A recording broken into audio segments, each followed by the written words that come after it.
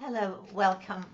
I'd like to take a little time to reflect on the Essential Mindfulness program, an online program that IMS will be offering beginning in January for a 9-month period.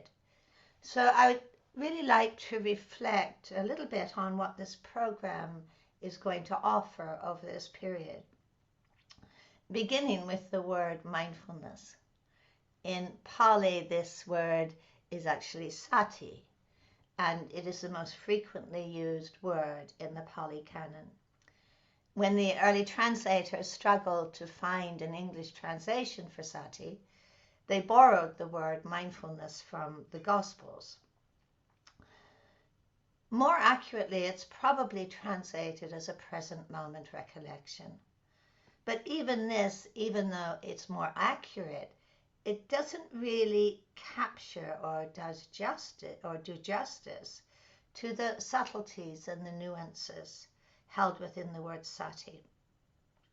And this is something I hope to explore as I offer the first module through the month of January. When you look at the Pali Canon, which is the collection of the Buddhist teachings, what you encounter is how many lists are featured. 7 of this and 8 of this and 4 of this and 5 of this. And in reality, these lists, of course, are just really aids to remembering. But most of these lists, the majority of these lists, begin with the word sati, because this is the embarkation point for the waking up process and for learning how to walk new pathways in our lives. Mindfulness is needed to understand anything deeply. Mindfulness is needed for transformation. Mindfulness is needed to remember where we are and how we are. Now, over the last few decades, mindfulness has really moved out of the Dharma hall and has become really quite naturalized in our culture. And what we really understand is that mindfulness is a capacity we have, and it's a capacity we can train. It's not a particularly Buddhist capacity. This is a very human capacity. As mindfulness has become more naturalized in our culture, we really see its growth in schools, teaching children to be more resilient, more aware inwardly, teaching children new ways of meeting the difficult.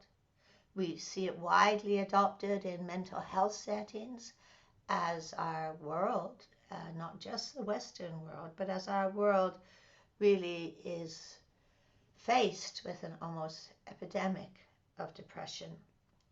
We see it used and utilized in prisons and in many other settings.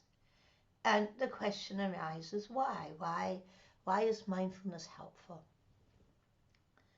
We all need more resilience. We probably all need more kindness. We probably all need more awareness and balance to really meet this life with all of its joys and sorrows in a way that is free of distress and anxiety. This 9-month program will reflect on what mindfulness is and how it's part really of an extended, functional, and really rather happy family of qualities. Over the 9 months, we'll be exploring the range of applications. Probably a couple of decades ago, I began to teach not only retreats, but I began to teach in university settings where mindfulness was offered as a master's program. Why is it so important?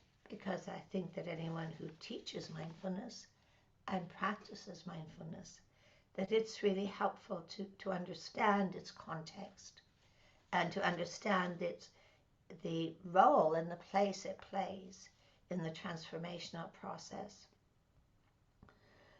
The module that I will be teaching will be Mindfulness and Dukkha, a word I prefer to translate as vulnerability. I will be looking at how mindfulness helps us to meet the vulnerabilities we all face as human beings, how we can bring the distress involved in being human to an end, how we can find places of greater calmness, greater kindness, greater sense of balance, and a greater sense of freedom.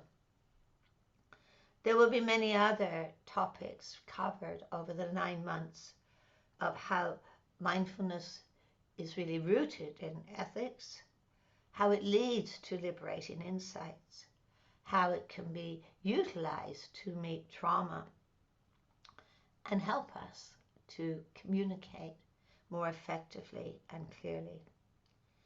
We'll be looking at how mindfulness is really in a dialogue with science, with medicine, and we would hope that this program will truly enrich your own understanding of what mindfulness is, and hopefully will enrich your own cultivation and path of developing mindfulness.